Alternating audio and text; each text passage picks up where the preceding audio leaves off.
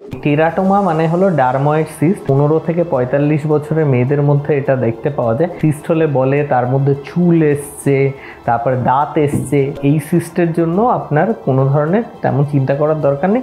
Maximum cyst নিজে থেকেই dissolve হয়ে যায়।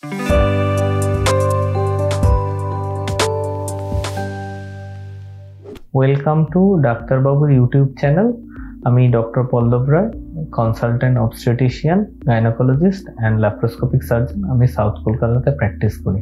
এরপর যে প্রকারের সিস্ট নিয়ে আমরা আলোচনা করব সেটা হলো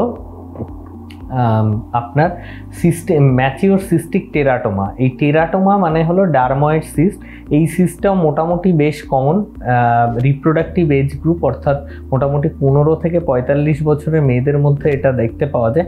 এর মধ্যে হলো যে আমাদের অনেক ধরনের দেখবেন সিস্ট হলে বলে তার মধ্যে চুল এসছে, তারপরে দাঁত এসছে, সেটা হলো গিয়ে ম্যাচিওর সিস্টিক টেরাটোমা।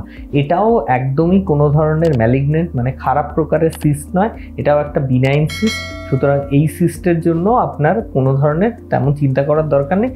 ছোট্ট একটা অপারেশন, ল্যাপ্রোস্কোপিক অপারেশনের মাধ্যমে সম্পূর্ণরূপে এটাকে ঠিক করে ফেলা যায়।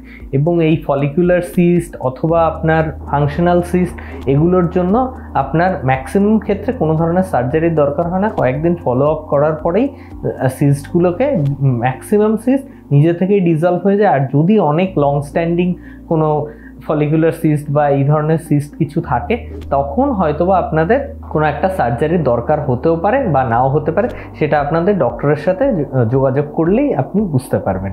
আজকের মতো আলোচনা এখানেই শেষ করছি। আপনাদের যদি কোনো ধরনের কোয়েরি থাকে তাহলে কমেন্ট সেকশনে জানাতে পারেন, অথবা নিচে দেওয়া নাম্বারে ফোন করে আপনি অ্যাপয়েন্টমেন্ট বুক করতে পারেন।